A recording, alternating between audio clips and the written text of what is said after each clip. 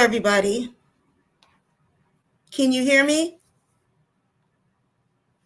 Hello, everybody. Can you hear me? Okay, great. Hello, my name is Michelle Gibson. I'm with Bob Rewards Club, and Bob stands for Black Owned Businesses. Today, we are doing a special with Brother Nasiy Nasir X. He is the founder of the Lion of Judah. And we're also going to be joined by Tammie, who is with us from Texas. But today we're talking, we normally do a MLK event for the last 4 years in person. But we decided this year we're not going to be able to do it because of our short staff, as well as we have a lot of other events that we're planning for in 2025. So therefore, we wanted to do this special. And so we're talking about segregation versus integration today. And that topic is not an easy topic to have a discussion on. And we're asking specific questions on if we were better off as Black Americans to be segregated versus integrated at that time. So as you well know, on Monday is the celebration of Dr. King's holiday, his birthday, and which ironically is on the day of the presidential inauguration as well. So our first question is going to be on that topic. But we basically have got 5 other questions that we're asking Brother Nasir on civil rights and integration, and which was it better for us economically, especially financially. So I think with that being said, if we can show those questions real quick, briefly. Okay. Well, we haven't brought Brother Nasir here yet, so we have to wait till he comes in. But we want to show all of the questions that we're going to be asking. Tammie, go ahead and introduce yourself. Let's bring Tammie up. Hello, everybody. How's everybody doing? I pray that everybody is having a wonderful and safe day today. My name is Tammie Martin, and I'm owner of a few companies. I own a company by the name of is all under an umbrella of KRC Companies, which is my kids' legacy. KRC Bookstore, which knowledge is power. So that's the reason why I got into that industry as an author and gravitated being a bookstore owner because I think it's important. Because if you're not part of literature, then you basically have become non-existent. Books are important. That's an important thing to have, again, because knowledge is power. My people perish through the lack of knowledge, biblically principle. So I started that particular company, as well as I start a company before that, KRC Tax and Business Services, because of course, economics is important, money is important, finances are important. So um, to be able to put our people in a position where they're able to be self-sufficient with their funding, educating people different, options that they may have. So we're more than just a tax service, and we're not just doing preparation, but we're also, um, putting that information out there, giving information for, our community to be more financially sound. Um, so that's basically just a nutshell of what I do as we progress in this particular event. I can answer any additional questions. If anybody have any questions for myself, because I know we're in tax season, um, definitely can reach out to me. I have been part of Bob Rewards Club for, I believe about maybe little over 4 years. Um, I'm about the community. I'm about building the community up. And that's what this particular platform, we build a community up not with just a whole lot of talk, but we also build the community up with action. Um, Words are good, actions are even better. And this particular platform is a amazing platform. I had the opportunity to attend the MLK Now conference when they had it in person in Minneapolis, and I was immensely impressed with everything that was going on with it. And I just think it's just important. These conversations need to be had, no matter how hard they are. Our counterparts may not necessarily want to have that conversation.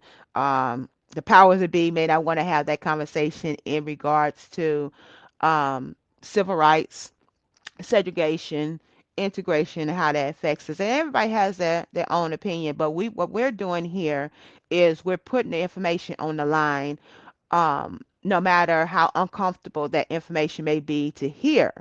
Um, and not only are we doing that, putting the information out there, but we're putting out sound evidence. We're putting out, facts to be able to say, we're not just saying, well, no, we was better as integrated, or were we better as segregated. We're putting out the numbers. We're putting out the statistics, what it's looking like in our communities, how it's affecting our children, how it's affecting our adults, and just as a Black community as a whole, and what happened with the unity, what happened with us on a financial level, what happened with us economically. We're putting that information out there, so we're not just throwing some information out there. We're putting out real, true facts, um, and we just have to be mindful.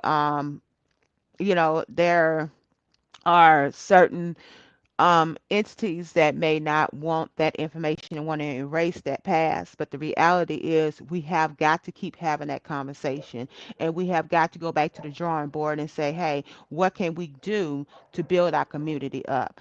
Martin Luther King himself, in his later speeches, basically said, I led my people into a burning building. America is a burning building. It is it's nasty, it's grimy, is I step on your back to be to get ahead, and um this is what we fought to be a part of. um and we're having those conversations, so I'm definitely happy to be here, to be a part of this conversation, and to be to have those hard topics, no matter how much some may not want to have that conversation, or may say, "Oh, that happened a long time ago." But in the reality is, for those who are faith-based, and I use that example a lot because I'm faith-based.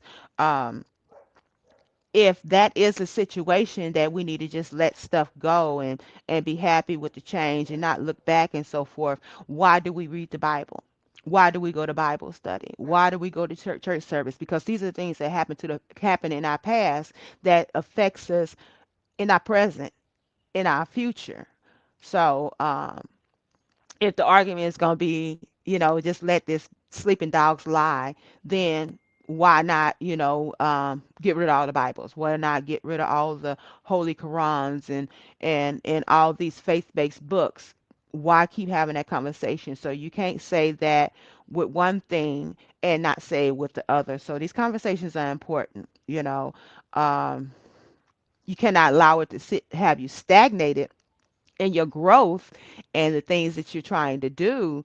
But you just have to have these discussions, and that's what this particular platform does. We utilize the different platforms, the YouTube, the Facebooks, the different social medias, to have that conversation in regards to how it affected our communities and how it's affecting us now, how it affected us in the past, and how it's going to affect us in the future. So let's see. um,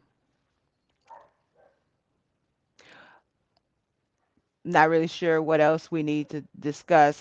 Miss Michelle had to step away for a moment, to be to handle something. Oh, looks like she's coming back. Is she coming back to us? Because I can always talk. Yeah, I'm sorry. I'm Hey, very sorry. I thought that I was already added. oh, So, it's okay. um, I understand. yeah, so we got Brother Nasiy Nasir X in the back room here. We're going to bring him up in a moment, and then we're Okay. going to start asking the questions. I do briefly want to show the quote from Dr. King, since you did, talk about that just now, Tammie. So that, and I don't know if everybody even knows the actual quote, but the actual quote, hold on 1 second.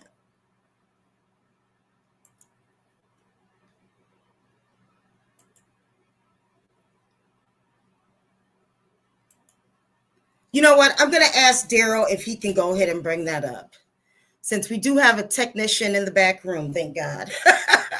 So if you want to bring up that quote, and we'll go ahead and get started. Okay. And if you want to give us the, show all of us together. Okay.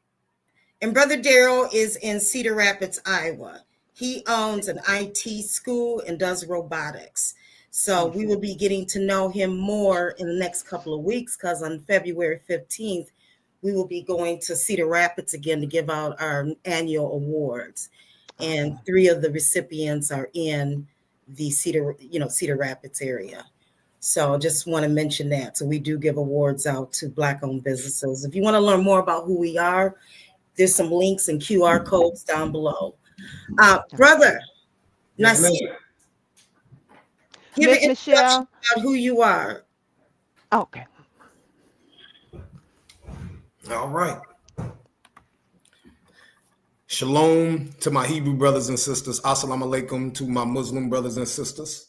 Hotep to all my Kemetic brothers and sisters, and Black Power to all of my revolutionaries. My name is Brother Nasiy Nasir X. I'm the national president of the Line of Judah Armed Forces, and we would like to give all praise and glory to the Most High. We are a humanitarian organization. We are a human civil rights community activists nationally and internationally, and as well as we're making sure that we unlearn the lies of our oppressors and rebirth the mind with the knowledge of self, while also liberating us as a nation of people by dedicating ourselves to rising up more leaders, teachers, and intellectual thinkers who is focused on the liberation of us as a nation of people. Thank you, my beloved sister Michelle, for having me. Well, thank you for joining. So we're going to go ahead and get started with the first question, which Nasir, Brother X, the first question is having the presidential inauguration on the national holiday disrespecting Dr. King's legacy? And Tammie, I want you to answer the question as well. I would say this. According to the believers of MLK, most definitely. According to the believers of MLK, most definitely. And you also have some of the believers who don't believe and follow the actual mission that MLK was partaking after. Okay, so some of the brothers and sisters do not really look at it that way, and the reason why is because a lot of us look at self-determination.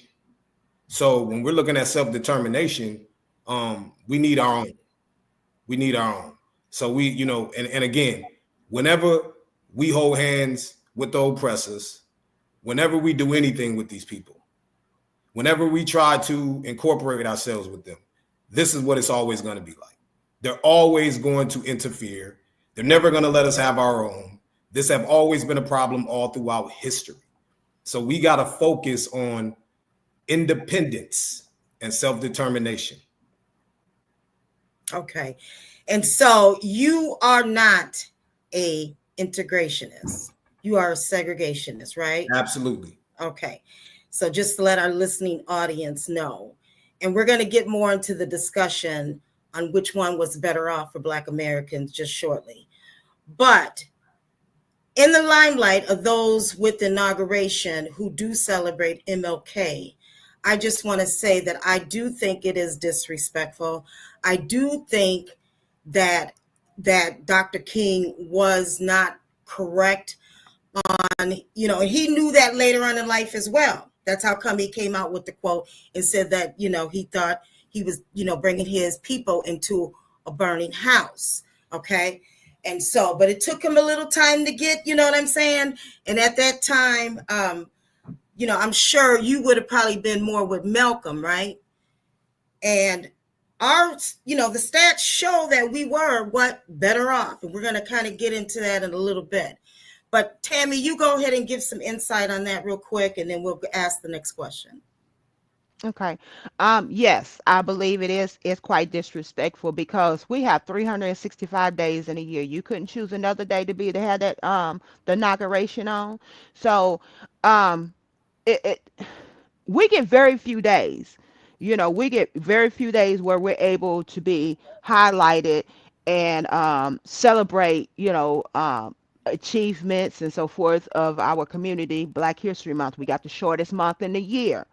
Then you give us a day to be able to celebrate one of our heroes, and then you basically stomp all over it by putting something of that magnitude over there. And I'm not saying that the world should come to a screeching halt because of us, but when you're talking about something of that magnitude and you're going to put something of another magnitude on that same day, like you couldn't choose another day, it's not like the next Monday was non-existent.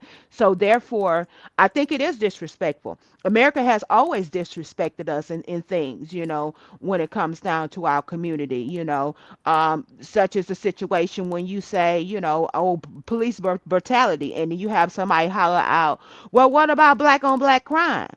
Okay, we don't have white on white crime, so why we got to have black on black crime? Why it can't be Hispanic on Hispanic crime? But when they talk about us in that light, they that's how we done. And so yes, it's very much disrespectful. It could have been done better as All other right. days. Let's go with question number 2, if we can put that up.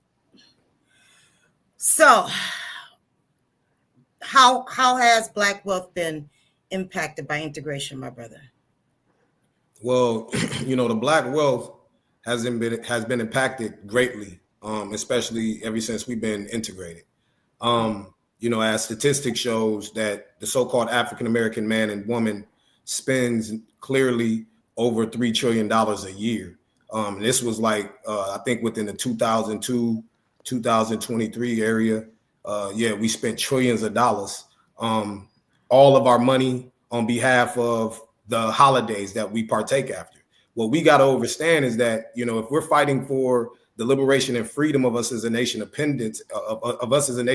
people with independence, we got to understand that we got to be set apart from our oppressors wholeheartedly, not just a little bit. We got to be set apart from their culture, their traditional practices, their customs, everything we got to remove ourselves from.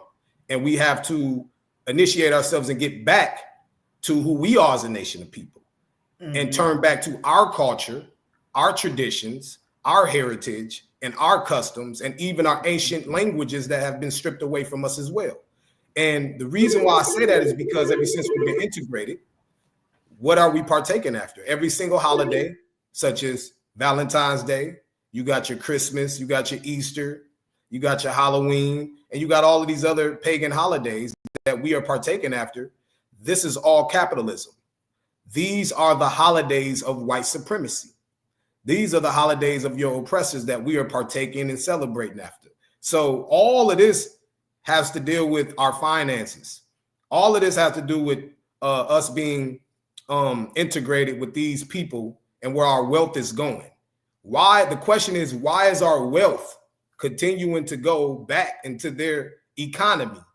Why is our wealth going into the celebration of their pagan holidays? Why is our wealth continuing to go and be circulated in their pockets and their generational wealth that we're continuing to finance and build?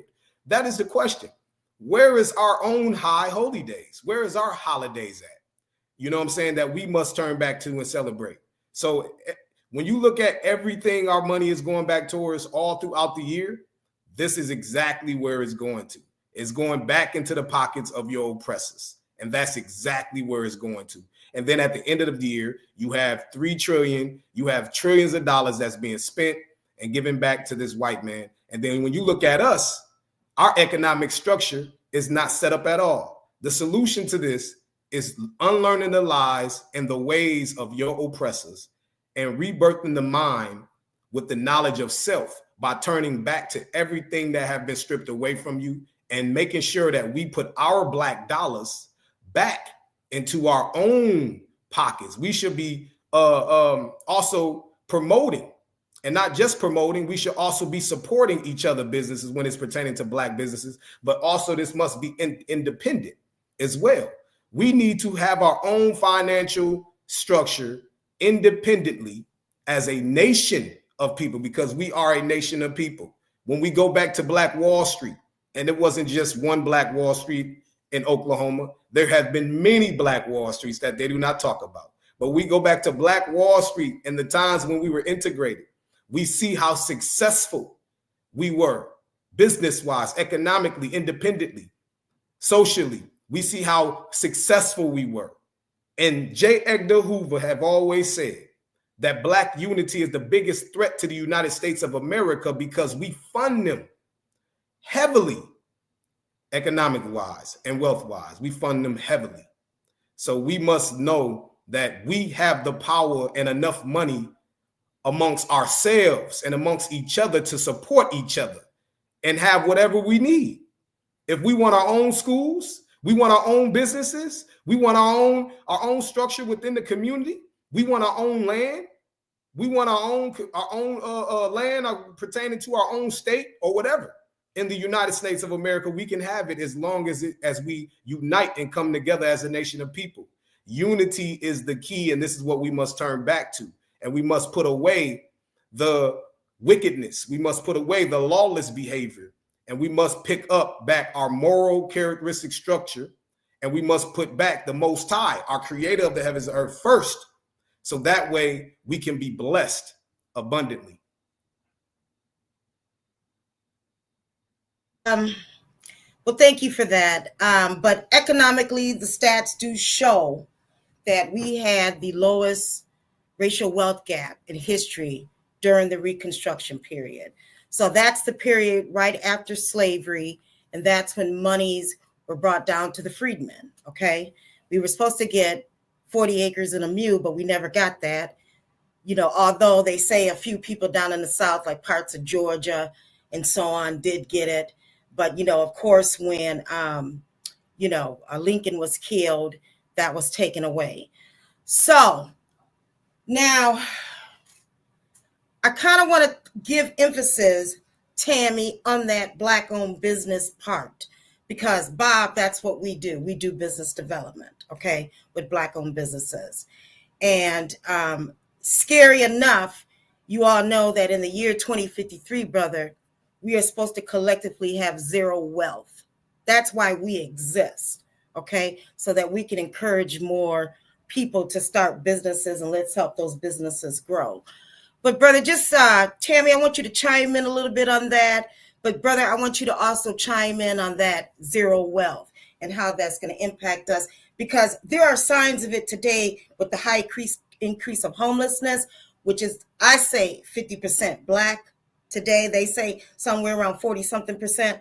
I say it's 50% Black, okay? Because the stats are always off. Homelessness is hard to track, you know. So kind of take it from that angle, Tammie. Well, I think now, I think the only way you can counteract that is by being knowledgeable about it and knowing that it's coming. And so, what are you going to do in regards to it, to be able to stop that? And I kind of laughed when you was talking about the stats in regards to homelessness when they're saying it's 40+ percent.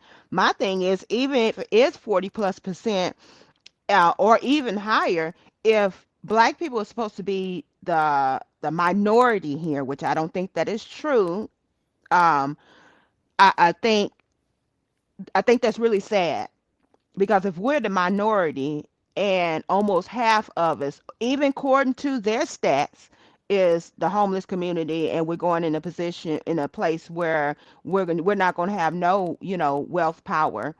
Um, the question is, what do we do about it now?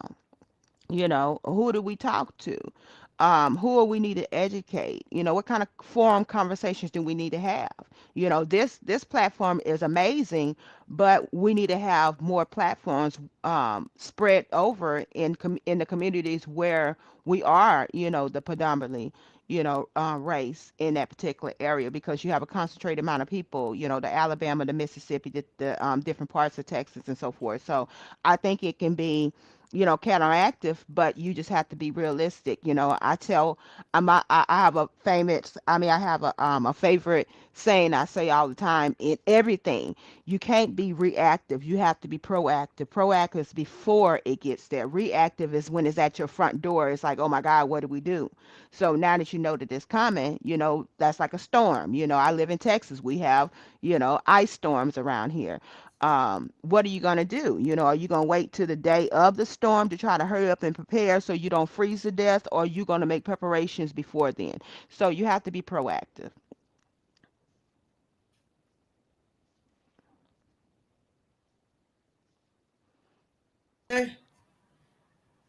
We are on going to go on to, I was going to see what your response was, what that Okay. kind Okay. of Well, question, with the okay. issue. My response to that is, again, by 2053, the reason why they're saying that is because clearly is of the integration. Our wealth is not clearly supporting us independently as a nation of people. We are the only people on the face of the earth who walk around with the mindset of basically being independentist, basically independent. We just always focus on individualist or individualism.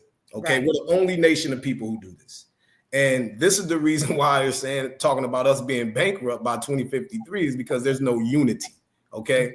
When you have these large organizations that's in place that has solutions or speak about the solutions. Mm-hmm. A lot of these organizations clearly they operate. Who are they? They operate out of pride and ego. Who are they? Who are those organizations? Well, I mean that we'll speak on that. You know what I'm saying, in the time when it's necessary. All right, we'll speak on that in the time because the enemy's watching right now. Okay. We got to understand that we're still brothers and sisters, and whenever we have problems with each other, Right. we must take it to each other in private and deal with it like that instead of openly, so the enemy can see how messy we are. I have to disagree with you a little bit on that because we are doing a philanthropy series. In fact, I think you got the logo up there in your corner. We're doing a philanthropy series, and that includes some of the corruption, some of the missions being changed, the funding, and all of that. So we got another session coming up. Actually, February 15th, we're doing that in Cedar Rapids. So if you want to be a part of that, it is a discussion to be had. Because we're not going to find change unless we talk about what needs to be changed. Oh yeah, most definitely, and just us as a line of the armed forces. We can't bite our tongue on it either. Most definitely, we have to be able to speak openly about subject matter that we feel is impacting our communities. Most definitely. But let's go to the second question. Roll, drum roll. See how fast, Daryl. Okay. Question. So we could. Why do you think? Because, civil rights, I mean, people talk about civil rights as though if it's gone, I mean, I'm saying integration versus integration. If it's actually gone, then it will ruin America. So go back to that question right there. What are the primary reasons why integration laws were passed in America? Let's talk about the white acceptance piece here, okay? Because we had our own restaurants, we had our own bus companies, we had our own products, right? But, that really impacted us to, be integrated in that area of economics and building Black wealth. So I'm going to let you speak on that question real quick by yourself, brother. Well, again, these laws are passed. Basically, it's still a form of oppression, no matter what it is. Just because they allowed us to hold hands with them does not mean that we're no longer oppressed or that we're free as a nation of people. And when I talk about oppression, I'm talking about systematically, economically. These are the things that I'm referring to as oppression, as a nation of people. That's the reason why they passed these laws, because also it will benefit them financially as well, as you see it's already doing. And not only that, even though they passed these laws, you're still dealing with favoritism. You're still dealing with white privilege. You're still dealing with the mindset of white privilege, where no matter what businesses you're a part of, no matter what businesses you move up in a company or whatnot, white privilege will always remain there, period. And that's just what it is. And another thing that I look at and I continue to tell people is, just because we're integrated with these people, you got to realize we're integrated with the people and their ancestors and their children who hates us, basically through hate, rape, rob, and murdering of our people. So the integration was a very strategic plan that they put together to allow us to come together, to hold hands and so forth. And as you see today, even though we're integrated with these people and the laws that they've passed and so forth, we're still being murdered. We're still suffering from ongoing police brutality. We're still suffering from racism. We're still suffering from the judicial system racism and white supremacy. We're still suffering systematically as a whole, as a nation of people. So no matter what it is or what laws they place or pass, it's still white supremacy that's involved and that's at the forefront. Even when you look at the schools, they're integrated, they pass laws within the schools. What's going on with our schools? Our children are being taught white supremacy. And not only that, our children are learning selective teachings on behalf of schools, selective curriculums, programs that they're teaching. It's Black History Month. I'm actually going down to the educational board on behalf of this, because I've noticed every Black History Month, our children are only taught a selective curriculum or selective figures or people that have made changes within the Black community, historical figures. They're only being taught certain few ones, such as MLK, Malcolm X, Rosa Parks, and the list goes on, but it's very small, although it's way more large than that. It's way larger than that. Our history cannot entail in just 28 days of a month. It's not enough. It's not enough time to be able to teach our history, because we are the original man and woman of the entire earth. So we must understand that. So, this is the reason why they passed a lot of these laws pertaining to integration. It was a strategic plan, a strategic way to enslave us in modern day slavery as indentured servants, which we are. So that's what it is. But the solution to this, again, is uniting as a nation of people, uniting as brothers and sisters, and start supporting each other collectively, financially, and so forth, and start teaching each other as well educationally, knowledge of self and how we need to turn back and being segregated and having our own everything. Well, I would definitely agree to that, because certainly the statistics show that. Okay, so this is not like we're talking about something that's just from out of nowhere. So I want to move on to the next question, but I want to jump ahead to another question. Well, we can go here. We can go there. Let's talk a little bit about this. So if you didn't kind of get the gist of the last question, let's go back to the last question. The last question is that the primary reason why integration laws were passed was because of restaurants, schooling, businesses, and public spaces, like using a bathroom. Okay. However, I want to go back to 1896, Plessy versus Ferguson.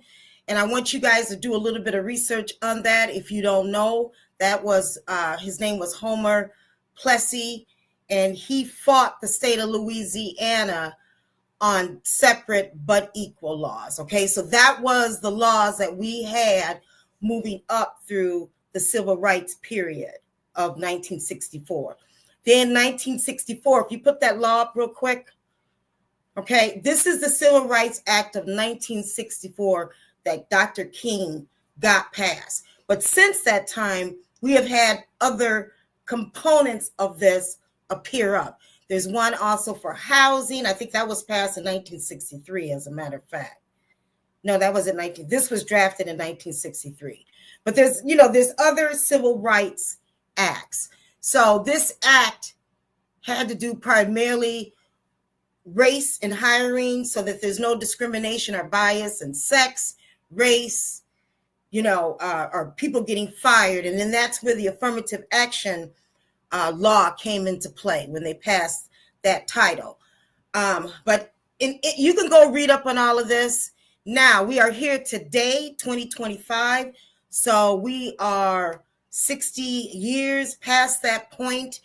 And for the last 30 years, and just put up the wealth, the Black wealth, for the past 30 years, our wealth has been slowly declining, okay?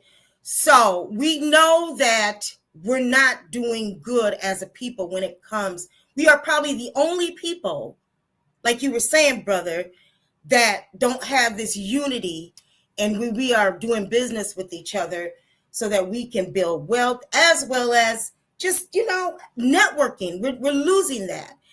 And it brings up other issues too, of us not coming more together, because we now have one of the highest suicide rates for our youth. Okay. And that's another area that I'm very, very dear to my heart, is mental illness. And these weren't the things. And like you're saying, brother, when we are together, we can get more. We don't have all these issues in our community. Would you agree with that? You unmute yourself. Most definitely. We're depending on white supremacy and our oppressors to teach our children. We're depending on them to send them over to therapists to talk about our problems and so forth, especially when we're dealing with suicidal rates. Yeah, exactly. Suicidal rates are high within the community. I mean, what do you expect when we do not have enough Black therapists within the community that they can actually go to? I mean, how can white people initially tell us about our problems when our problems is completely different from their problems? Yeah. Our struggles and our trauma and so forth is completely different from what they have to deal with on a day-to-day basis. These people are in power, in a position of power here in America, and we've been slaves and indentured servants and have been kicked, over 400 years, even until this day here. So slavery itself, we're suffering from trauma. We're suffering from psychological trauma. So what we need to do, the solution into trying to fix this suicidal rate and possibly a decline, we need to, again, have our own Black therapists, have our own Black counselors, so we can make a difference within our communities. And that way, our young brothers, our young sister, our children can go to a peer who looks just like them, that know their struggle, that can help them and be beneficial towards the problem that they're actually suffering from and dealing with. But I mean, it's levels to it as well, because we know the war on drugs. We know everything that we're dealing with within our community. A lot of these things play a major part within the suicidal rate. Right. And then a breakdown of the Black family too. Absolutely. Since integration, I'm even going to say, okay. So, our kids don't have people as role models, and, just families different, where aunties are not there, uncles are not there, right. The family structure has changed. So, so that's a lot to say too, but, we've lost ourselves, and that's very true. But we are trying to make effort into making changes. And I think that our movement, along with a lot of other movements like yourself, brother, if we keep at the pace of what we're doing, and it may sound bad, it may, like integration, not wanting to integrate, you know what I'm saying? I don't know if we'll ever be able to fully integrate, because I mean, this integration thing with interracial relationships, which is the next question, goes back, from, when they had us as slaves, right? Okay. With master raping our people. And you get what I'm saying? And so, this whole thing about interracial relationships, in my opinion, is how we really will never go back. Speak on that, my brother. Most definitely. Integrational relationships, at that time, even in slavery, you had the slave master himself. Yeah, he did rape, our great great grandmothers, our mothers, and so forth. They did go in and partake in raping and so forth of our ancestors and our mothers and stuff, and even our fathers of butt breaking and so forth. Although at that time, there was a thing that was partaken and taking place with white supremacy and the white man themselves, where they was jealous of genetics, and not only genetics. This is the reason why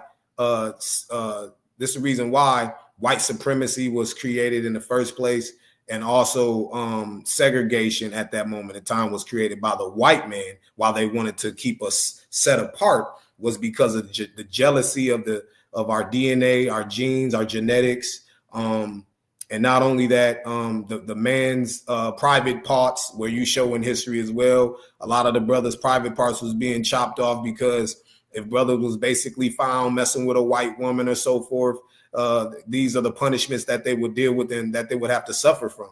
And not only that, Emmett Till, same situation on behalf of our people.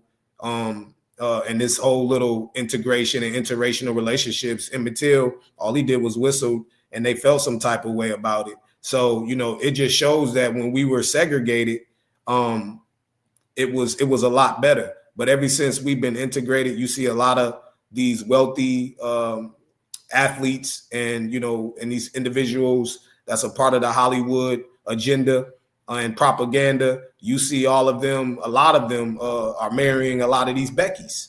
And to me, these are just Sambo Coon bootlicking house Negroes that as wealthy as ever, that's getting paid by their oppressors. And then again, they're putting the money right back in the pockets of the oppressor, and then wifing a Becky, wifing the daughter of those who oppressed us and enslaved us.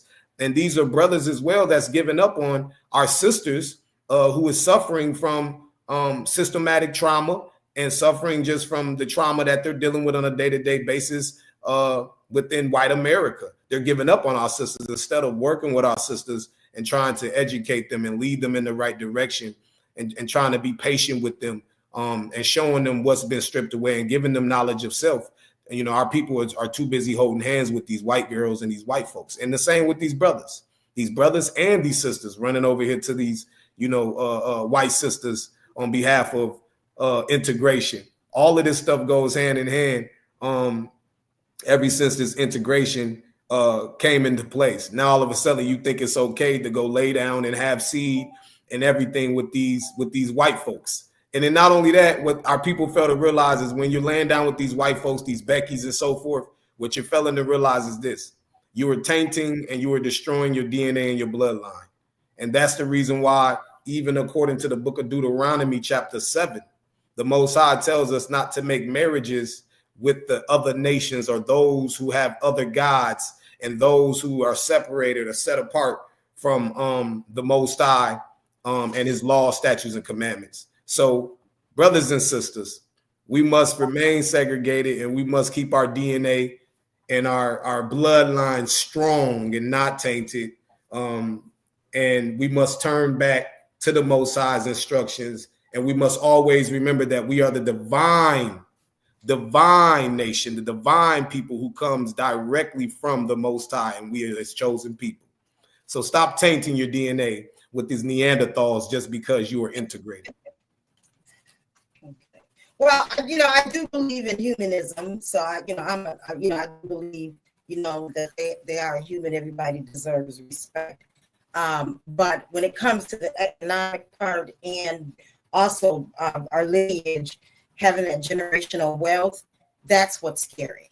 Okay. And so, as a group of people, we do have things in common that we need to come more together on and celebrate our heritage. We'll go over the questions that you guys are putting in the chat at the very end so that we can kind of move along. I know that we have Brother for only a few more minutes, for about another 15 minutes, I guess. So the next question is going to go back on let's talk about today. And Tammie, I don't know if you're there and you want to chime in, but basically, what are your thoughts on where America is right now in 2025? And you see that a lot of corporations are canceling DEI, okay? And canceling affirmative action. You know, we got a whole new movement of what some people call white nationalists, right? The Trump people, okay? But you know, what are your thoughts on that? I would say big companies. Sister Michelle, I think you're like breaking up really bad. Oh, okay. I didn't know if that was my line or what. No, Sister Michelle. Can you hear me? Oh, No, you're like your mic is going in and out, kind of, you know, robotic. Okay, hold on a second. Well, go ahead and answer that question. I might pop out and come back in. Okay. I don't really know what to say in regards to that particular situation about them trying to get rid of something that was put in place to allegedly put in place to build the Black community up so we could be to have equal opportunity with affirmative action. It's unfortunate, and my thing is, why get rid of it? You know, who is saying get rid of it? Is it the person that is not benefiting? So if we was talking about something that was benefiting that person, they wouldn't want to get rid of it. I mean, it's just crazy. I mean, I don't understand why. Well, I do understand why, but you know, it's unfortunate that is happening, and I believe, I know that's why it's so important for us to be unified, because had we be unified, and we wouldn't have to worry about, you know, am I going to get hired with this corporation? Am I going to have an equal opportunity to be hired with this corporation? If you got, you know, our community that was building corporations and so forth, we wouldn't have to worry about that. But it's unfortunate, and I just really think it's just a level of hatred.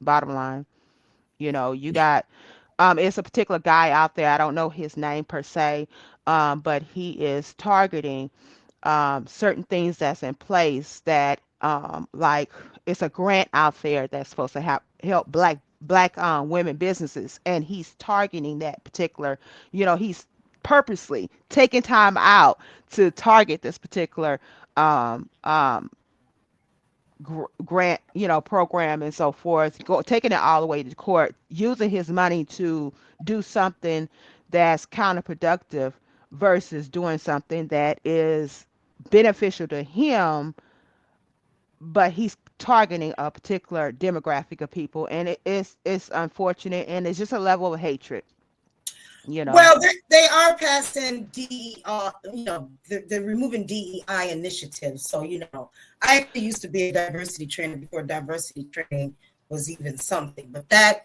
was back in the 90s. Okay.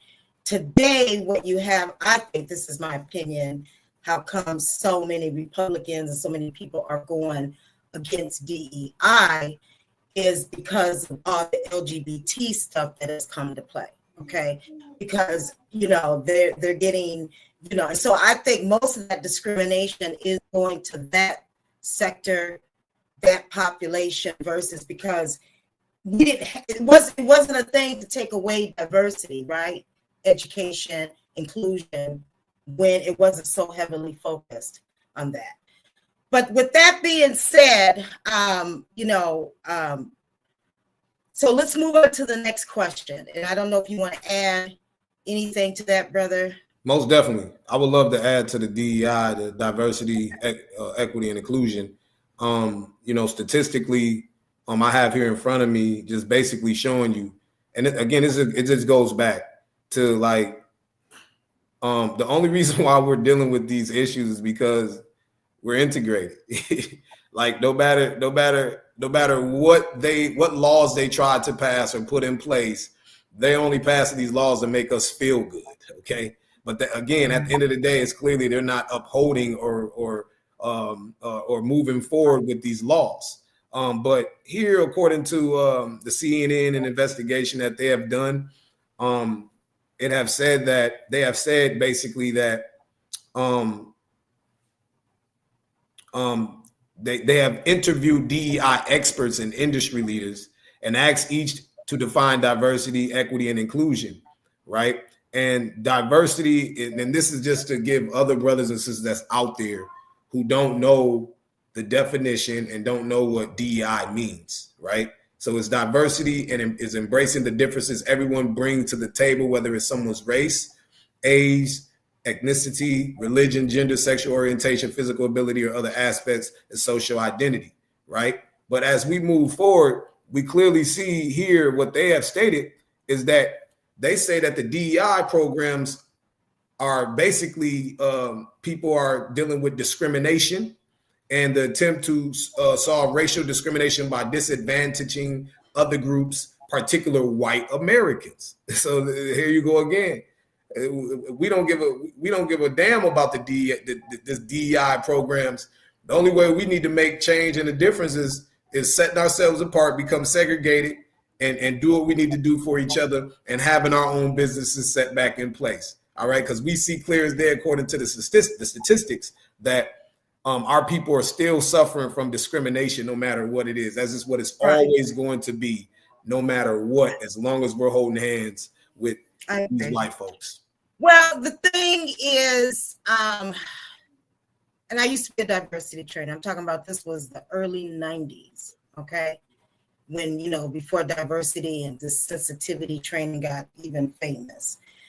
And I knew probably, first 4 years in that it just was not going to work, okay? And especially because people are going to be who they are. And there's nothing wrong, in my opinion, about each of us loving our race that we come from, okay, our group of people. And, and you can go read up on being deracinated and so on. There's a lot of, history, psychological, social background to it. But, like you see with the Trump people, it doesn't bother me with Donald Trump. I have to truly admit that. Not that I'm a Republican nor a Democrat. I'm saying because the people realize that they got to work for their people. We just have to do the same. So my question to you is, going back to even looking at Plessy versus Ferguson, 1896 versus 1964, would you think we would be better off being separate but equal? Or would you rather have the 1964 Civil Rights Bill for our people?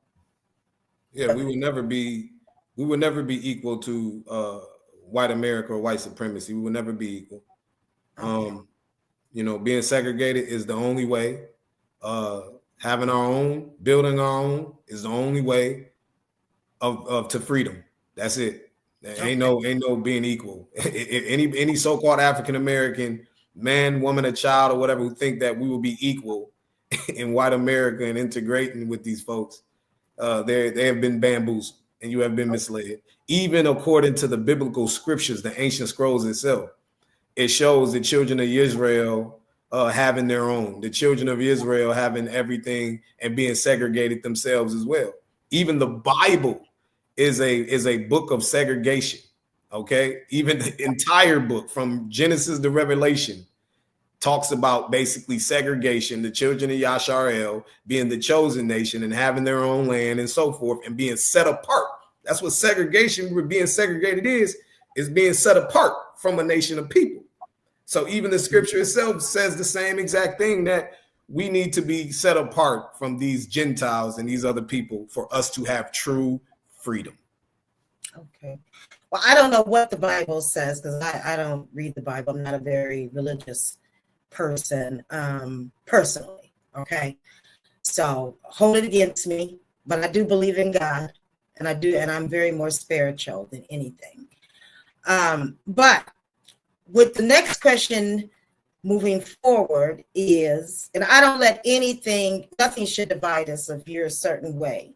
In 2025, we have to come together, whether you are LGBTQ or whether you are a felon or whether you are, you get what I'm saying, my brother? Because our communities really. I don't agree. You don't agree with that? You don't agree that we need to come together as a group of people with unity, regardless of whether or not you've been indoctrinated by a certain religion? I mean, you wouldn't shake hands with a Muslim brother or someone that, Well, there was something that you said there, my beloved sister Michelle. What did I say? You said LGBTQ and all, like. Well, we have LGBT. The thing about that, let me explain. The thing about that is this: we do not hate our LGBTQ brothers and sisters. We do not hate them at all whatsoever. Although we are against the lifestyle, and the reason why we are against the lifestyle because if we're sitting up here talking about the growth and development and the liberation of our youth and putting an end to the generational curses pertaining to our youth, the LGBTQ is detrimental to our youth. Because you cannot, and it's also an abomination according to divine creator itself, because two men cannot have a child when they lay down with each other, and two women cannot have a child when they lay down to each other. So when you look at the LGBT community, this is an abomination act and also a law that has been passed by the American government to basically target us as a nation of people from being able to procreate. So that's why I say I've heard that. That's why I say we cannot move forward and holding hands with the LGBT. But I think that's a whole other discussion. To our growth as a nation of people. But my point that I'm trying to make is, I think that it becomes very tribalistic for us to not like one another because of a certain reason. And I think that too, we are moving in 2025 and our kids are impacted by it. As I said, I have a daughter who's grown, who's very happy in her sexuality.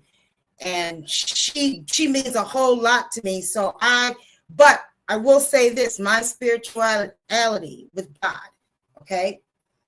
It is against nature. And then we've had these discussions because, as you said, a man and a woman should be procreated with. They're the only ones that can procreate. Okay, so it is against nature. That's my spirituality to say that. But let's move on to the next question because we're getting off into a lot of different areas that we obviously got to have you come back, talk about. These discussions must be had. Last question has to do with de facto segregation. Did you have that one, Carol? So let's talk a little bit. You understand what I'm saying when I say de facto segregation? Are you able to put the question on the screen, please? Let me see here. Maybe he doesn't have that one. Bear with me. Thanks for watching, not that one. Okay. Well, I'll just tell you what the question is, okay? Okay. All right. So do you think we are in a de facto segregated communities right now? And what I'm saying is that we have now a large Latino population in the U.S. We have, a lot of Indians and so on. And although since 1964, the Civil Rights Bill was passed against segregation, right? We still have segregation even in our school systems and, pretty much the institutions that, you know what I'm saying? Like typically we like to go to restaurants, even white folks, right? That are owned by other people that look like them. I mean, that is kind of a nature, I think, that just like animals, right? A deer wouldn't want to be with a cow. You understand what I'm saying when I'm Most going here? definitely. Most So, definitely. so and not so much more skin color, but also now people that come from a certain lineage, ADOS or Native Black Americans or whatever. So that, you know, we have also that mindset thing going on. But we do see like these other communities have these de facto segregated communities, okay, all over America. Dallas is a big Indian population there. We have different populations that are segregated. They've segregated themselves. So this whole thing about 1964 and I mean, this thing has already reversed itself, naturally, because as I said, I think that people who are the same lineage, you know what I'm saying? We're gonna naturally want to be with each other. And Definitely. yeah. Again, no matter what laws they pass, they themselves don't have to keep them. The laws that they pass is basically predominantly directed at us. And we see all throughout history, no matter what laws they pass, they never uphold them. They never keep them. They always break their own laws. And like you said, there is segregation. There's segregation that's going on right before our eyes, but many of our people don't even realize it. And that's your redlining. Even though they say, hey, let's pass the laws about, segregation and put it into integration. Here, let's create laws of redlining where we still don't want these, NIGGERs living in our communities. We want to be in the suburbs and we want to keep them in the cities. We wanted to keep them on that side of the bridge while we're on this side of the bridge or this side of the street or this street. We want to keep them over there. So we see segregation actually taking place even within our communities and the cities. That's what you got cities for. And that's also what you got suburbs for as well. You go to the suburbs is clearly operated and ran a completely different way. The segregation with the food industry, the certain food and restaurants, the segregation with the alcohol industry, liquor stores and stuff. As you see, there's more liquor stores within the indigenous Aboriginal community compared to the, suburbs where the white Americans live at. And you see less alcohol stores in certain areas in a predominantly rate or range or mileage where these stores reside at. And it's like that for a reason.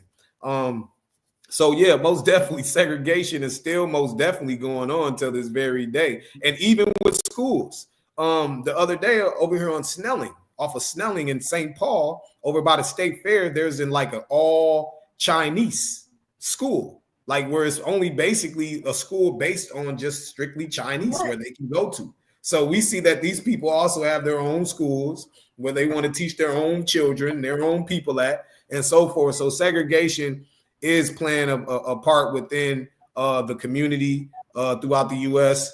And that's, again, if they can do it, we need to be focused on that right now.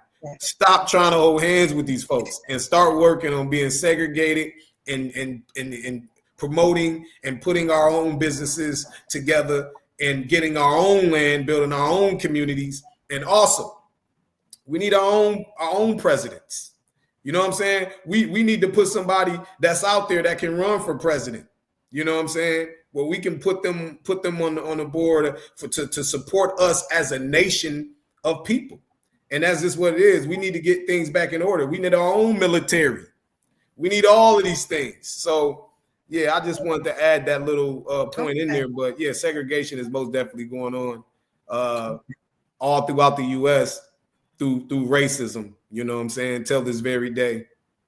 Well, we're seeing it. And even though, like I said, the 1964 Civil Rights Bill was passed, and, I think Black Americans were losing out because we don't, we don't have that purchasing power. We don't have that unity still. We still have that tribalism that goes on. I'm saying whether who you are, what you do, whatever. My thing is, let's work together, at least on the economic side of things. Okay, so Tammie, I don't know if you want to add to that at all. And then, brother, I want to go through some of the questions, some of the, some of the comments made in the chat with you. No problem, And brother. then you got to head out. So go ahead, Tammie. Do you want to add to kind of where you see us moving in a, this modern segregation? As one of the comments is that de facto segregation is indeed modern segregation. Yes. Yes. You might want to put some of those up too, Daryl. Thank you for that.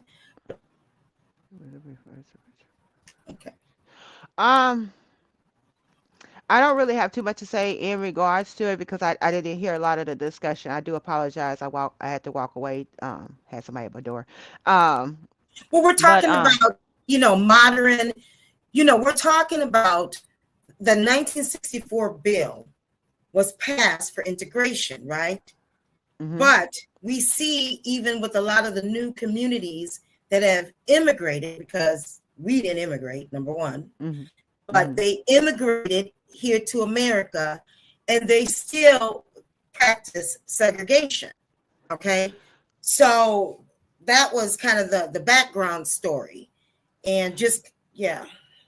Unfortunately, when you're talking about people sticking amongst their own people that are like them, everybody else, it's okay for everybody else to do it, but when we're talking about the black community, unfortunately, we get labeled as being discriminating, being Right, racist, right, and all that kind of stuff. And I don't. And again, it just to me, just reverts back to um, hatred of us, and I don't understand mhm, where the hatred of us comes from. Um, per se directly, but a lot of times when you have a dislike for somebody mhm, because of the way they look, a lot of times it boils back to jealousy. I mhm. mean, that's just a natural principle. I mean, it's a biblical principle. It's just a principle. It's just it's that's life. And for whatever reason, we here in America have been targeted for that. You know, when you're talking about us as a people, for whatever reason, the government wanted to label us as African American. And I Right, have a problem with that term African American because believe it or not, I mean, if people educate themselves, they would know that all people that look like us are did not originate out of Africa. There were people that looked like us that were here already. When you're talking about right. indigenous people, there were Native American that looked like us. There was a Exactly. whole there's tribes of people of darker skin that were here already. We're talking about Right. the Blackfoot Indians, and we're not just talking about the slaves that ran away The and ran off into the Seminoles. mountains to go and be with them because America was enslaving them and so forth. Matter of fact, my great grandmother was Native American. So where do we get this from? Then we call these people that are Native American Indians. These are not Indian people. We're not in India, and it's just we have such. America is so jacked up. Just bottom line, without just simply put, America is really Right. really jacked up, Well, and we're and constantly trying to erase history. So how are you supposed to have clarity on anything, and when you study trying to erase history, you know? right. And that's what we're here for, so that we can bring, so we can talk about history. Yeah. And Brother, I think we need you want to I come back think we up need to real have quick? I think we need to have that discussion amongst the community who wants to have that discussion. It's unfortunate that you have people that look like us of darker skin or colored skin as this, and they don't even want to have that discussion. They don't even want to hear it. If it comes Well, from somebody that looks like them, then they think it's a lie or they got to go do more research. But if Mr. White Man says it, then word is bond. And that's the unfortunate. thing, that's that white acceptance. Again, we're talking about integration Hmm. versus segregation today. Hmm. And we're talking about, like brother already talked about how, the whole mindset, is changed. So, we've been on this thing about being integrationists all this time. Okay. So I do want to, there was one question. Let's see. I think that you put up the questions. I don't know if there's anybody in the chat that wants to add a question that I missed. I do appreciate all the comments.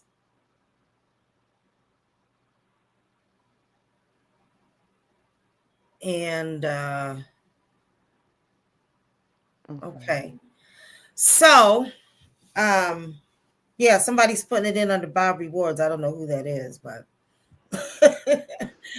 but okay, so let's brother, I want you to talk about some of the things that you are currently working on for the Lion of Judah Armed Forces. And I know that you just came back from Houston, and kind of talk about, some of the work that you've done nationwide as well.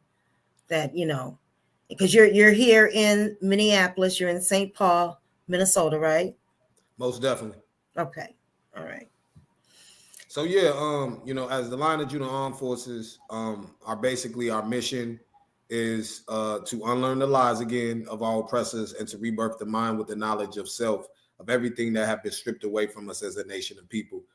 We have already suffered from the physical slavery, the shackles and chains.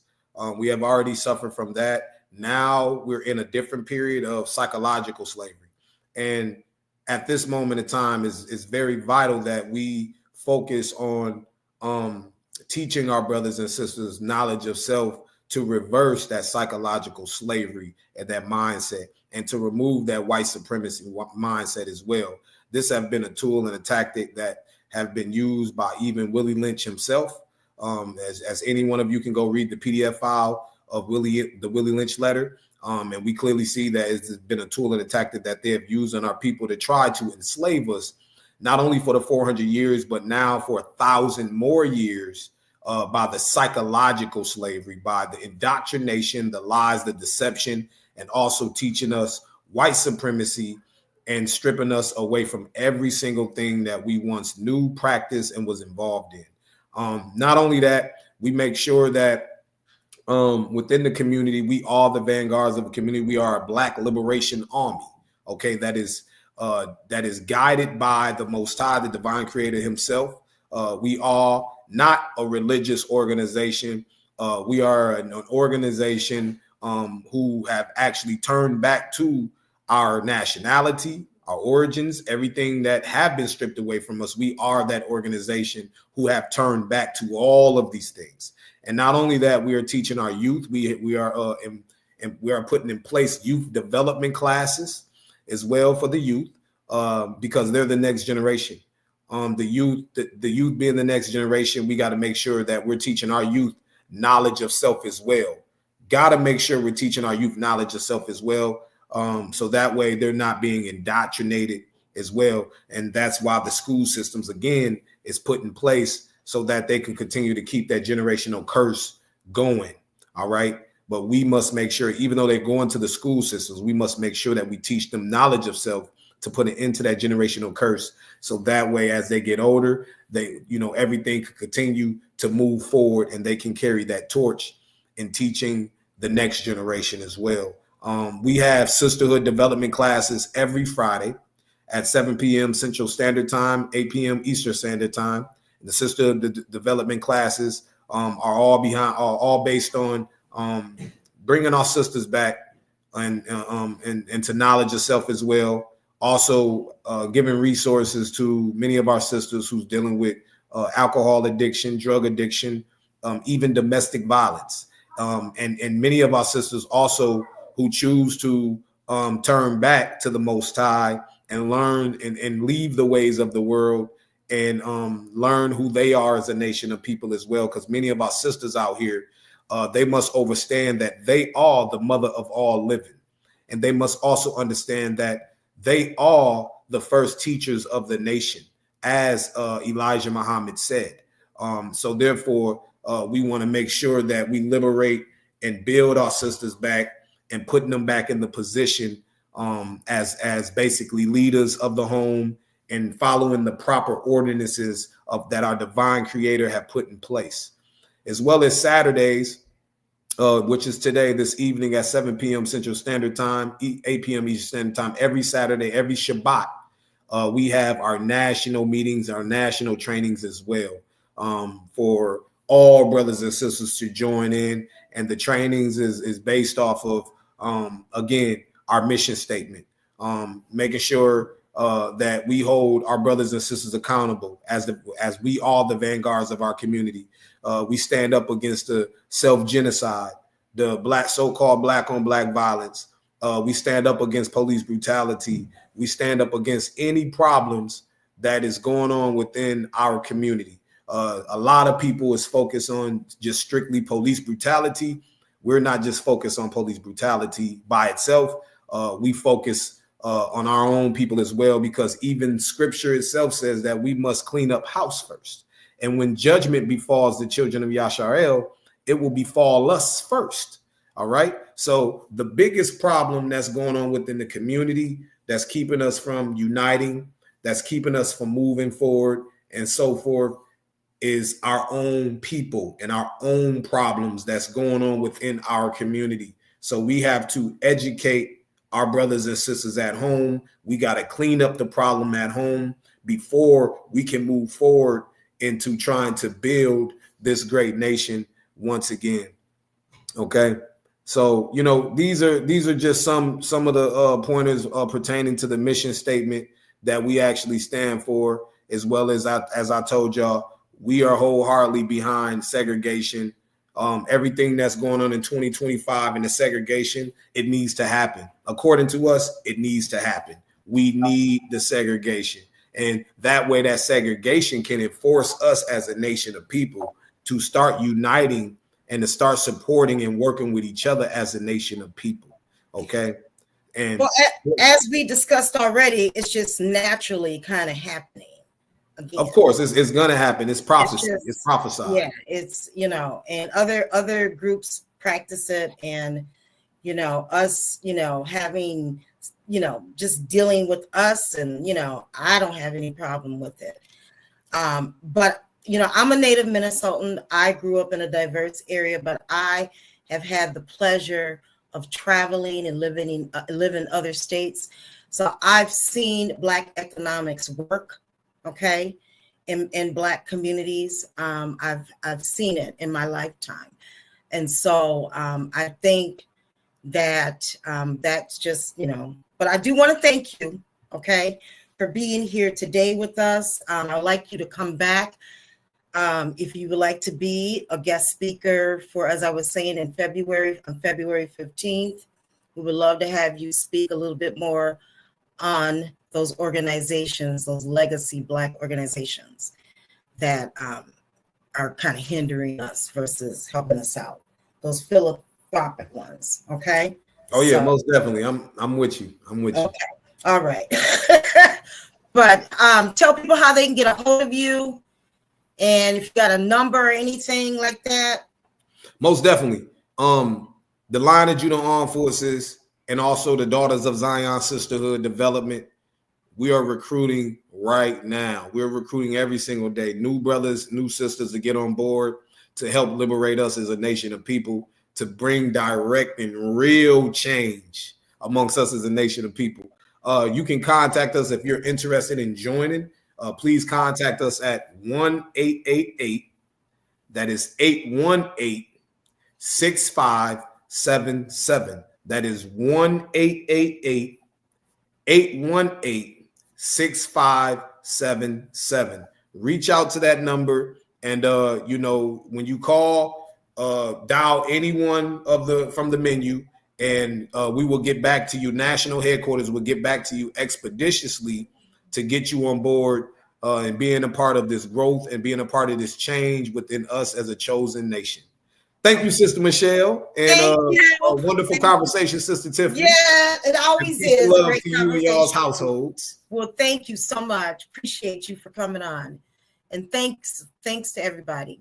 We are going to continue on for the next half an hour until 2 to keep talking about civil rights, kind of go over some of the things. I do notice that Selena, if you could put up our Bob Award winners,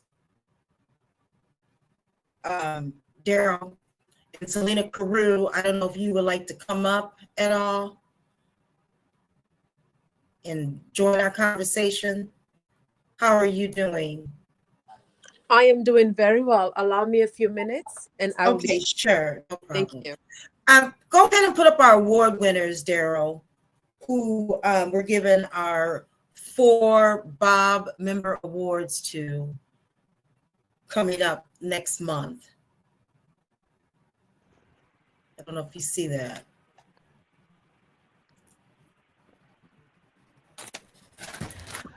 I enjoyed meeting the young man that came on to speak with.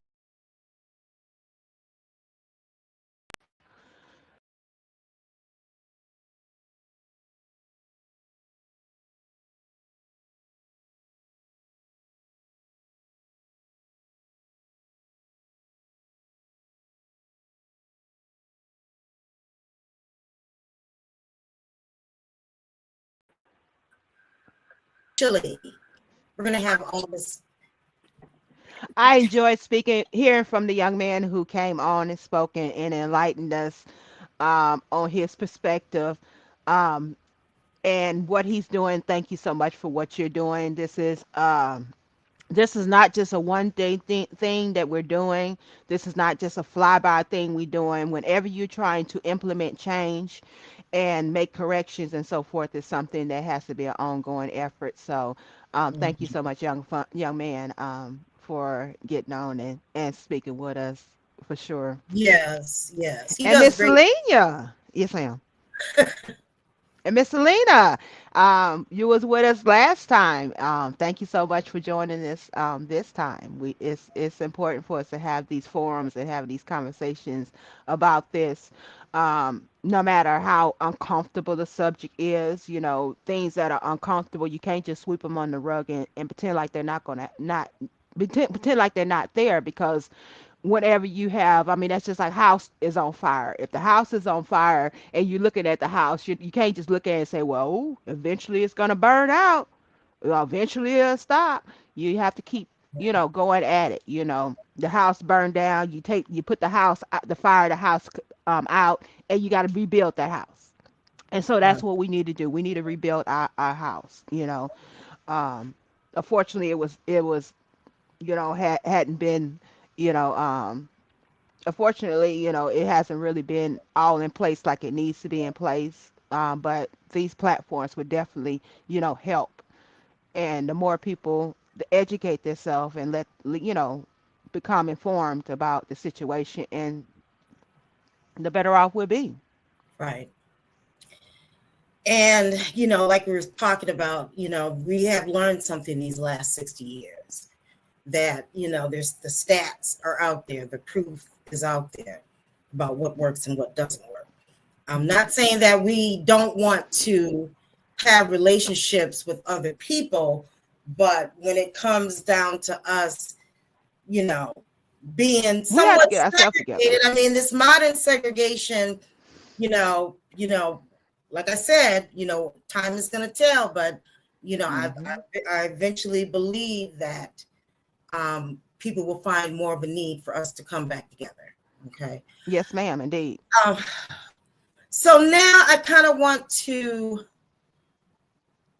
discuss, I don't know, Daryl, if you've got some of those references, some of the links for some of the laws that are passed. But Selena Yes. is our 2024 or 2020, 2024 Bob Award winner, okay, for Guru.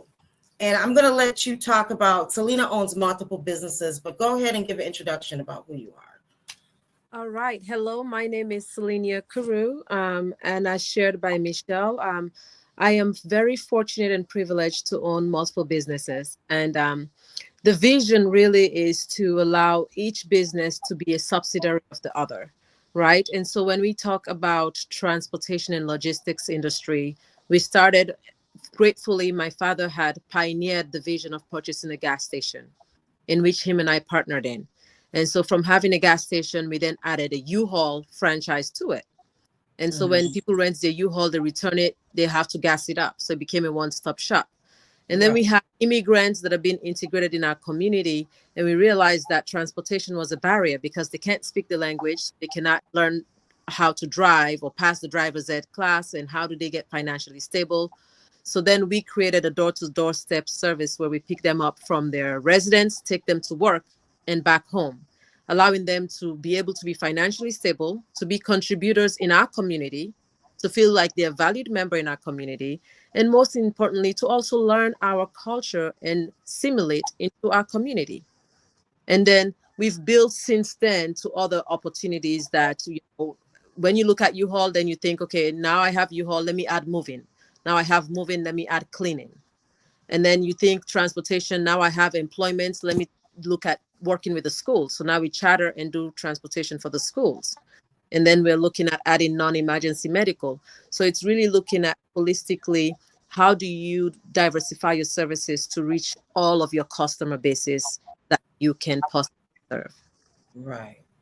And so that's the reason why she got the Guru Award. Can you go ahead, Daryl, and put those pictures up again for the winners? But we have 4 categories. So our first one is apprentice, just kind of in the, business models. In the apprentice level, it's going to Jason McGee. He's in Cedar Rapids. He's got a great product called Silk Sense. He owns a company where he does air fresheners. And we've been working with Jason now for the past year. You can drop me down. Oh, I guess you wouldn't hear. Well, I'm in the wrong spot. But the second apprentice winner is going to a DEI consultant who is Anthony Arrington. He's in Cedar Rapids. And it is going to him because last year he worked tremendously hard with our MLK event last year. And that is the way to say thank you. We appreciate all the services that he provided at the time as well. Now, our next level is the Guru, which is going to Selena. And then our last one is the investor, which is going to basically the organization that has contributed to us the most last year. And that would go to Marcus Mills and Black Visions. They are title sponsor for Juneteenth. You can go back and look at a video that was taped live last year for MLK Now conference. Normally, we have this whole big thing with live entertainment, speakers, panel discussions, vendors, and so on. And so our last year's discussion was on recreating Black economies. And so, as we grow with this thing, so that's how I was introduced to Selena, and also Jason and some of the other people that are now our Bob members. And they are located in the Cedar Rapids and Iowa City areas. Most of them are. So I don't know, Selena, if you want to come back up, and Tammie, if you guys, we've got a few minutes left here. And I think we should contribute that to some of the work of Dr. King.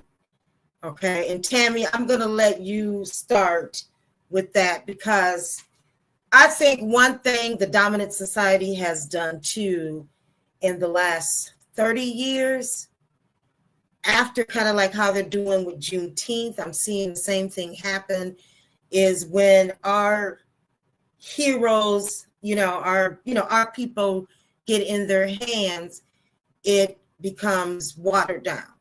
And like we were talking about the truth and who people are and the true legacy of that person, especially for young ears who don't know who really truly Dr. King was. Okay. But yep, go ahead, Tammie. And Tammie, also one thing that I was hoping you would talk about was you are in Texas. So, Texas still is segregated in my words. Okay. I mean, you still have this segregation going on. So yeah, go ahead, Tammie.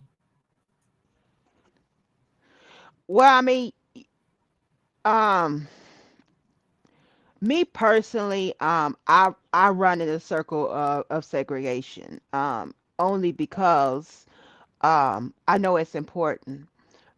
It's important for the unity. Unity is tremendously important for me and my community, and that's the reason why I created the companies I created and the platform I run on is about unity. And I want to say that a lot of times when we're talking about unity among our communities and the segregation and so forth, and loving ourselves and loving for who we are and what we look like in our features and our hair and so forth, and when we celebrate it, a lot of times it is it is looked at as hatred on our end. Self-love is not hatred. There's nothing wrong with loving yourself. There's nothing wrong with segregation, as long as it's not to the point where you're hurting another organization or you're hurting another group of people, in order to do so. We're not ostracizing anything. We're just trying to build ourselves up, and build our community up. And it's important, and it needs to be said for what it is. It's self-love. It's loving our community. It's loving our, and being unified and, building each other up. If the neighborhood and I'm gonna use my particular situation specifically. I came back to the East Texas area after some unfortunate events, but it brought me back here, and it's a place that I need to be in because sometimes when things happen around you and you get put in a place, you think it's something that's of punishment or something that, oh, well, I'm here, so I have to be here. And it became more of a thing of building my community up because the community that I'm in is the sunny south area of Marshall. And this used to be a very prominent area. um, Due to some unfortunate things, the neighborhood's pretty much ran down, and I'm in the process of trying to build the community back up. I mean, of course, I can't do it all myself, but I could do my part. You know, and I'm a type of person like this. I'm only in charge of my behavior. I'm not in charge of everybody else's. So I'm gonna do what I'm supposed to do and what I need to do in order to build my community.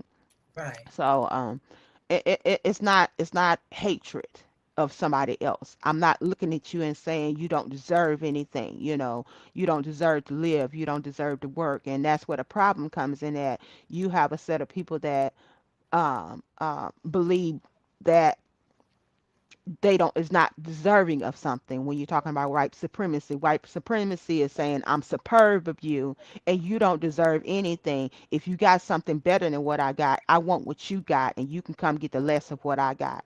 And that's where the problem comes in at. So I need people to be more mindful of what it means. Mm-hmm. I agree. Selena, you want to add to that? Absolutely. I think when we start looking at legacies from amazing leaders like Martin Luther King, we need to reflect on how intentional they were about their movement.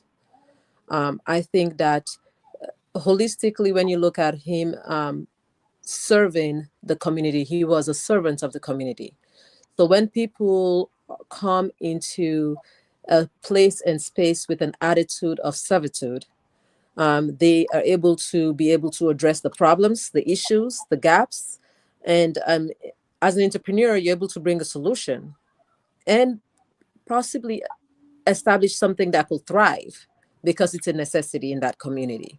And Exactly. so, if we start thinking about impacts in our community and creating access to our community and addressing gaps in our community, we can continue the legacy like leaders like Martin Luther King Jr. And we can hopefully teach our kids how they can, in any capacity or micro capacity, be a part of that vision by always being in the mindset of servitude. Right. I agree that we do need to and work collectively as a group, to even further that out. because like we were talking earlier with integration versus segregation, we've kind of got off track with, our families being divided, just kind of gotten, you know what I'm saying? And so that has been the major, if any variable that anyone says today in 2025 is the reason why there is a bigger wealth gap, it is because of that reason. Okay. And so Black businesses and Black communities thrived before integration. And so, and even if you look at income levels, it's not that big of a difference in that area either, in terms of what Black people are earning today from, you know what I mean? So, yeah. Michelle, I want to highlight one thing. Since we're, on the subject of segregation and integration and so forth, and then that's civil rights and so forth. And I want to talk about three specific civil rights, participators. You got Martin Luther King, which is who we're celebrating today. You have Malcolm X, and you have Medgar Evers. If you took the time out to follow three individuals in their movement, their walk and so forth, as they neared the end of their lives, if you look at their speeches, they was kind of like this initially, and as they got near to their end, their speeches actually start to kind of line up with one another, because knowledge is power. um just because you got knowledge, you got to know how to use it, and that's wisdom. And wisdom taught them that, okay, um maybe I might be hitting the mark here, so maybe I need to go here. And the other person was, what, I'm hitting the mark here, so I need to go here. So a lot of their movement and the things that they did kind of lined up, and their conversation was more leaned more toward segregation, because they understood what integration was doing to the community. But because that train was already going, and the powers that be wanted that train to keep going, you had to get rid of them people. If you look at it, toward the end of their lives, they start being more in line with one another, and being more in line with, segregation versus integration, because they understood that it was detrimental to our communities. And one of the questions we had last year, I don't know if you remember this, Selena, was on what Dr. King said about reparations. Now they've taken, I believe, that video down as well. So, what's happened in the last year or so is that, these videos would be everywhere. Where Dr. King was talking about his view on reparations, and we're going to Washington to get our check, and so on. So Dr. King was, I think it'd be safe to say that he was that person who was most aligned at his time to the white dominant society, right? So he was able to, they used him. Okay, we cannot deny that he was not a tool for integration. However, there were other integrationists there that were before Dr. King. So, even W.E.B. Du Bois, you know what I'm saying? So, so we can't say that he's the only one. However, like I was saying before, we know what works and what doesn't work. So I don't know. Thank you for sharing that about segregation, because that is a great point about how all of them were, Malcolm himself, he was, segregationist, versus Medgar Evers, and they all were killed. Okay. And so I think too, because of that violent piece in there, okay, of violence being used, I think that has suppressed people in having more so of these leaders. But I think we're in a new time, new generation. And I think that even with the new immigrants like Selena and her family and so on, who come from already Black nations, okay, because you're from Sierra Leone, right? Okay. I think it's easier to grasp. And I think that Black Americans, Native Black Americans, if I look at how we evolved with some of our movements, I think that a lot of our people are looking back and saying, hey, this is the best thing. It's the best thing that we do these certain things and not forget that we have to put some interest towards that. Because if we don't, we will die out like other nations. Okay?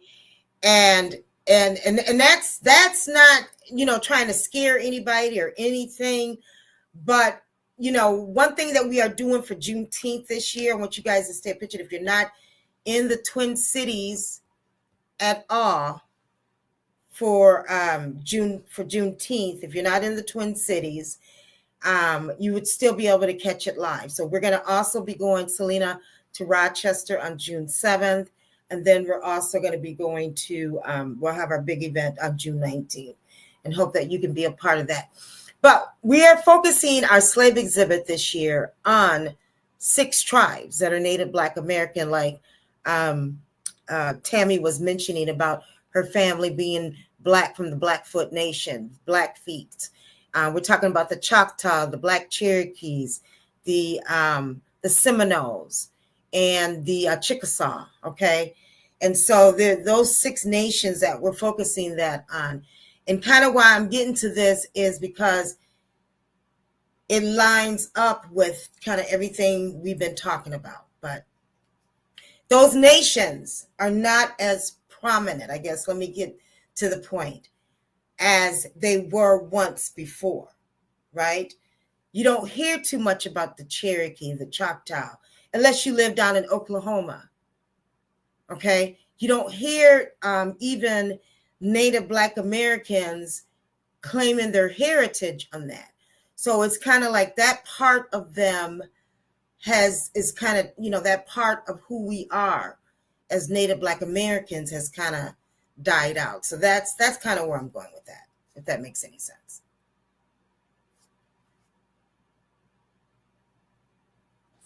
And Michelle, in addition to what you said, talking about our focus to be intentional about our future generational growth as a nation, as a future culture for stability for our nation, the use of violence to intimidate potential leaders within our community.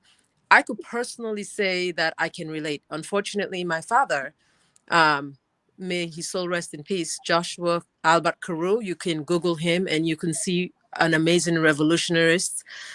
He ran for president in my country, Sierra Leone, and was also killed. And this was as recent as 2014. Wow. And so the conspiracy was they were not even able to identify the source of the poison after a public news presentation. Mm-hmm. With that said, we need to understand that there is a mastermind behind all of these issues. There is a mastermind behind all of these theories. There is a mastermind behind the continuous subjection of our nation.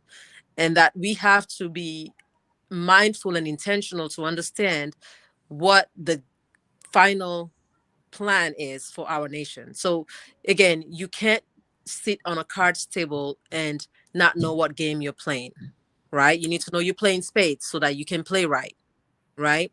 And so with that all said and done, or you cannot go and sit on a chess table playing checkers.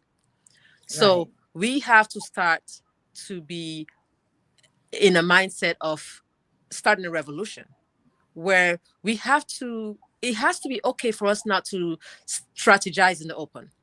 We can strategize behind closed doors when we have intentional leaders that are visionaries that could be masterminding and implementing strategies that we can put into place that could reverse some of this generational curse that is in place.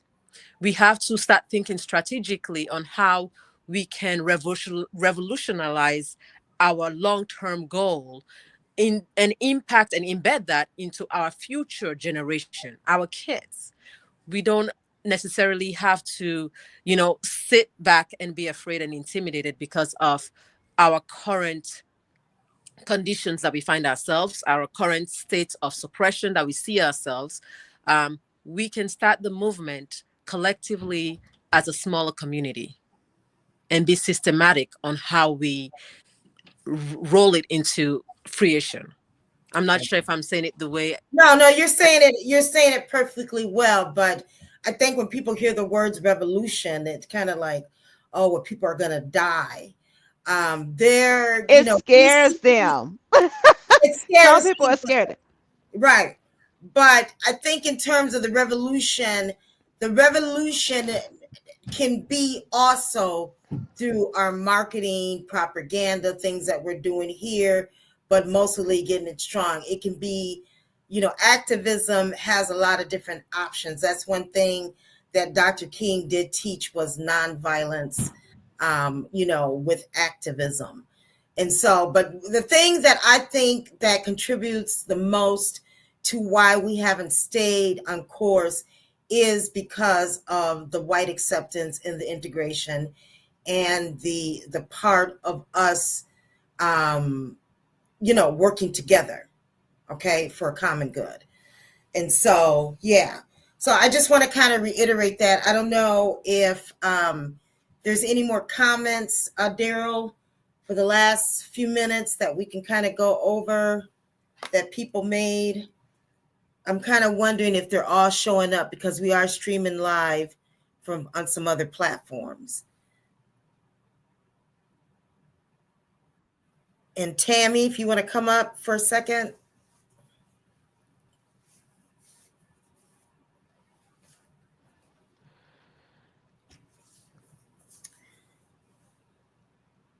So, yeah.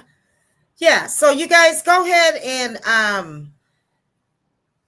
also take 5 minutes to kind of Tammie reflect on, the business side of things as Mhm. well and kind of take us to the close. We're going to close this out, and I don't know if there's any other comments. I was waiting for Daryl to see if there were any other comments that were not posted, but it looks like that might be it.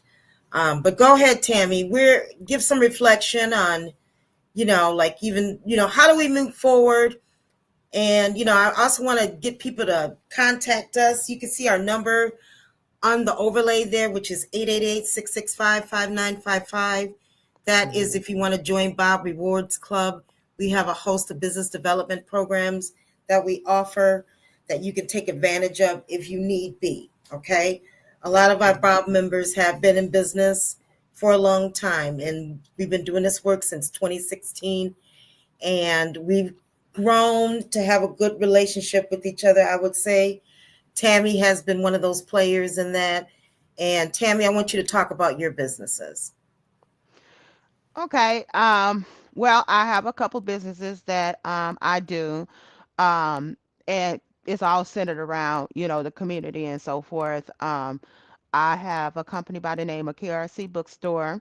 KRC Bookstore is, of course, a black-owned bookstore that caters to black authors. We're about inspiring, empowering, encouraging, and educating. All those things can be found in the book because we believe that everything and anything can be found in the book. You just have to find the right book. So if you're an author and you're interested in being a part of what we're doing with KRSC Bookstore, definitely reach out to us. We're looking for volunteers. We have an open platform for authors. We have an open platform for those who want to become members, for those who are not interested in becoming members but want to be a part of the things that we do to get the maximum exposure for their book. I mean, because anybody that writes a book is about, marketing their book and getting their book out there. We just look for very specific books that's about building the community. We have children's books. Our children's books is about building the community. All our books are that we choose to be in the bookstore are books that celebrate, that represent our black community, because in order for our kids to be to thrive and to be a functioning part of member of society, um, they have to be able to stand on their own, to be able to stand and be proud about how they look and their families um, um, and that type of ordeal. So we're all about the family unit. So we're talking about children, men, and women. So all our books pertains to that. In addition to that, I have another company by the name of KRC Tax and Business Services, where we do tax preparation, we do tax advising, um, we, um, you know, all in the tax realm. And that's what we do. And as you know, we're in the middle of our tax season. And in order to do certain things, to be the build our, our companies, or what of our ultimate money goal is, if you're in a position where you're living in poverty and you're in a position where you have the earned income credit and all that kind of stuff, we help you with that. And if you're actually looking for further help to find something to be able to take that money and to be the better your household economics, whether you're talking about starting a business, whether you're talking about doing investments, whether you're talking about just getting caught up, we help you maximize that tax refund. You get that $5,000. You can start a business with that. You can put it in a position where that money works for you. If you're in a low income bracket, you can put that money in an investment area. You can do stocks. You could do, any number of things to help that money work for you, because $5,000 is not a whole lot of money, and $5,000 can go rather, rather quick. Um, so that's what we do within that business. And of course, I believe in, partnering and so forth with other organizations such as Bob Rewards Club. um, I have a hashtag that I use a lot, and it's hashtag support begin support, because we believe that in order to be supportive, you have to be supportive. And again, that's something that is mainly, streamlined for the Black community, um, because that's what my target audience is. I've had people on numerous occasions and say, "Well, hey, you're cutting your foot off by, you know, targeting the Black community only with what you're doing." But I don't think I don't. As a matter of fact, I know I'm not, because it's important. These are people that I can relate to. These are people that I can see myself as that person, whether you're talking about the single mother, or you're talking about the mother that's living on the different supplements and so forth, and, getting to the place where she doesn't want to live on those supplements. She wants to have a nice car and all that kind of stuff. So that's what my companies are, in regards to. Um, one person cannot do this, so we got to get together, and we got to have this discussion like these, and understand that it's more than one way to fix a problem.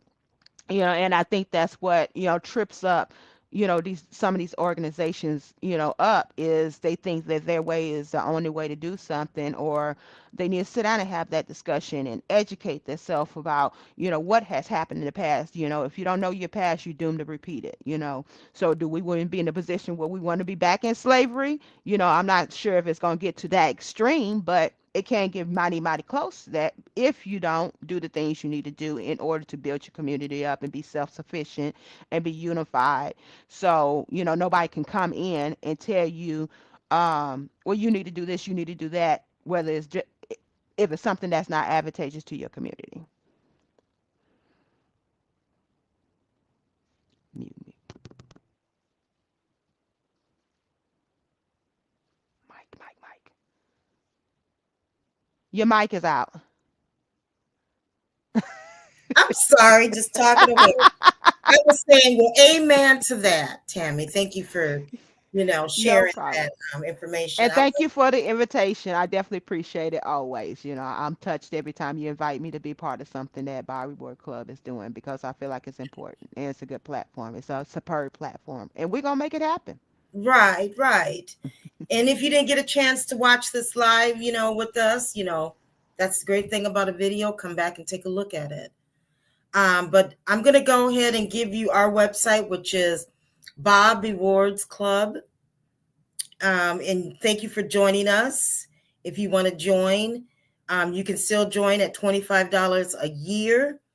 And there's also, we're breaking up some of the lead gen, the retail distribution program, and our call center services. We're breaking that up into different packages that people can take, that are more advantageous for people to